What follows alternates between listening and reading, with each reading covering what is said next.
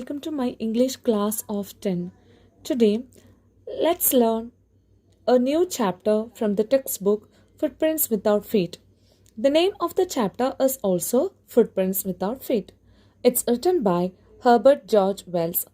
Before moving on to the chapter, let me introduce the author. Name of the author is H.G. Wells.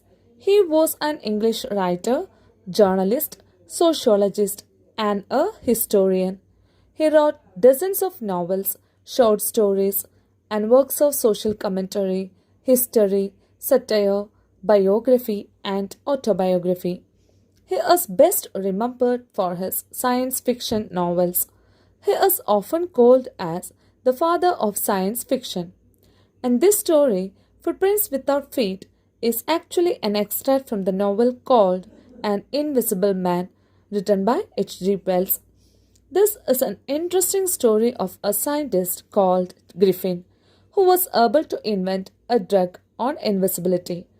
After inventing the drug, what he had done, he consumes the drug and becomes invisible. After becoming invisible, he uses his power to steal clothes, food, money, etc., and also killed people. Instead of using his power for good deeds, he used it for the bad deeds. Now, let's move on to the story to know more about him. Now, the scientist Griffin is fully invisible and he is running away from his landlord from the house where he stayed. So he ran and finally reached a house in London. This is the context, and now let me start reading the story. The two boys started in surprise at the fresh muddy imprints of a pair of bare feet. What was a barefooted man doing on the steps of a house in the middle of London, and where was the man? The two boys were there inside the house, and what did they see suddenly? They saw a pair of muddy footprints. They were wondering to see that because they couldn't see any person there, they could see only the footprints. So they were asking the questions such as, what was a barefooted man doing on the steps of a house in the middle of London, and where was the man, because he was nowhere to be seen. As they gazed, a remarkable sight met their eyes.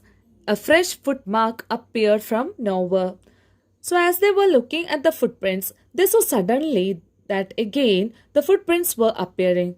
But they were looking wondered because they couldn't see anyone there. Further footprints followed, one after another, descending the steps and progressing down the street. The boys followed, fascinated, until the muddy impressions became fainter and fainter and at last disappeared altogether. The footprints were getting down the steps of the house and it was going towards the street. The boys were so much attracted to the footprints, because there was no person visible. So they started to follow the footprints. Then the footprints started to become fainter, means that lighter, and finally they disappeared. The explanation of the mystery was really simple enough. The bewildered boys had been following a scientist who had just discovered how to make the human body transparent. What is the mystery behind this? It's really simple. The bewildered boys, what's the meaning of bewildered boys? It means that the confused boys. So they were actually following a scientist. I told you in the beginning of the story about a scientist named Griffin who had found a drug which can make a human body invisible. So here he consumed it and he became invisible and he started running and got inside to the house in London. Griffin, the scientist, had carried out experiment after experiment to prove that the human body could become invisible.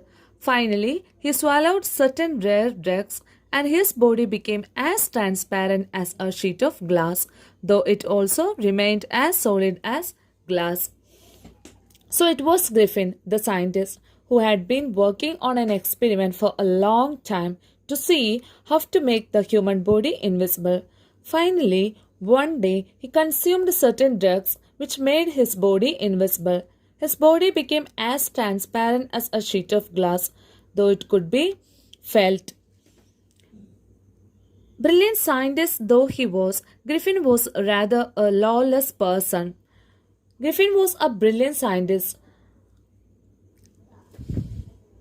means that he was a hardworking person and he did a lot of research and all that, but here he was a lawless person. And what is the meaning of lawless person? He didn't have any regard for law. He behaved in a very violent and rudely manner. That is why he is called as a lawless person. His landlord disliked him and tried to eject him. In revenge, Griffin set fire to the house. To get away without being seen, he had to remove his clothes. Thus, it was that he became a homeless wanderer, without clothes, without money, and quite invisible until he happened to step in some mud and left footprints as he walked. So, the owner of the house where he stayed didn't like him at all because of his behavior. So, he tried to eject him. What is the meaning of eject? It means that he compelled him to leave the house. In revenge, what he had done, he became very angry. The Griffin became very angry and he burned the house and ran away from there. So, in order to escape from the landlord and other people, he removed all his clothes and ran away. So, here you can see, then he became a homeless wanderer. So, this is how he became invisible, and then he started running without clothes. While he was walking, somehow he stepped on some mud. That is why the mud got onto his legs. And when he entered the house in London, he started making footprints of mud. That is what the boys saw. He escaped easily enough from the boys who followed his footprints in London, but his adventures were by no means over. He escaped from the boys, but he had many more adventures coming up. He had chosen a bad time of the year to wander about London without clothes. It was midwinter. The air was bitterly cold and he could not do without clothes. Instead of walking about the streets, he decided to slip into a big London store for warmth. It was very cold. Why? It was midwinter. So the time he was chosen to become invisible was actually a wrong time because it was winter time. So it was very difficult to run about without clothes, and he was unable for walking without clothes also. That is why it said that it was unable for him to wander without clothes because the air was bitterly cold. Then he decided to enter into a big London store and get some clothes so that he would be able to make his body warm. Closing time arrived, and as soon as the doors were shut, Griffin was able to give himself the pleasure of clothing and feeding himself without regard to expense. It was the closing time, and then he managed to go into one of the stores and he was able to get some food and clothes as well as without paying any money because he was invisible and he was able to take anything he liked without anybody seeing him. He broke open boxes and wrappers and fitted himself out with warm clothes. Soon, with shoes, an overcoat, and a wide brimmed hat, he became a fully dressed and visible person. In the kitchen of the restaurant, he found cold meat and coffee, and he followed up the meal with the sweets and wine taken from the grocery store. Finally, he settled down to sleep on a pile of quilts. He brought things and he took whatever he wanted, and he was able to wear some clothes and keep his body warm. He took not only clothes but also shoes, an overcoat, and a hat. Then he became a visible person.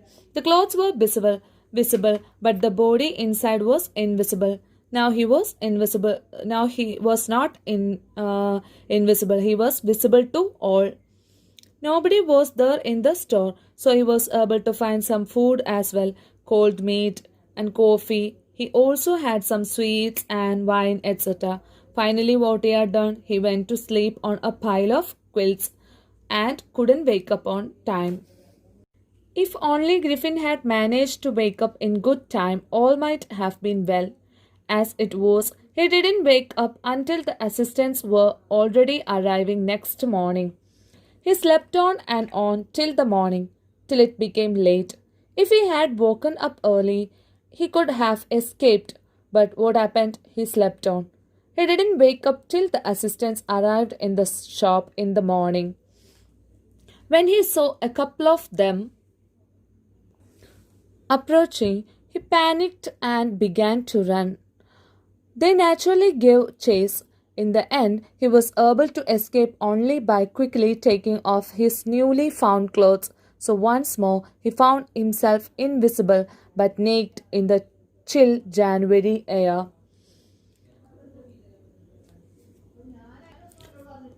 When he woke up suddenly, he saw that two assistants were coming near him. Then he got frightened and began to run.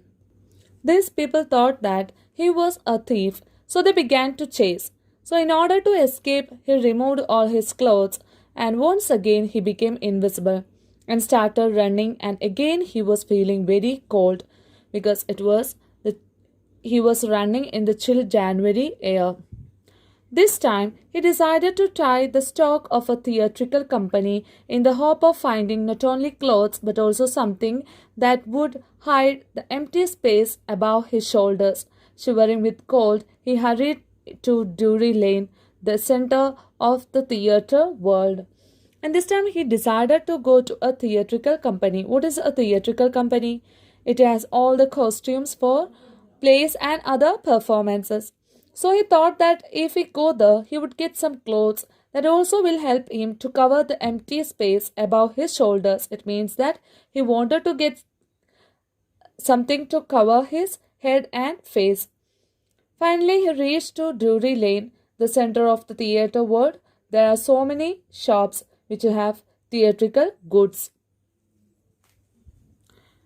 He soon found a suitable shop. He made his way invisible upstairs and came out a little later wearing bandages round his forehead, dark glasses, false nose, big bushy side whiskers, and a large hat.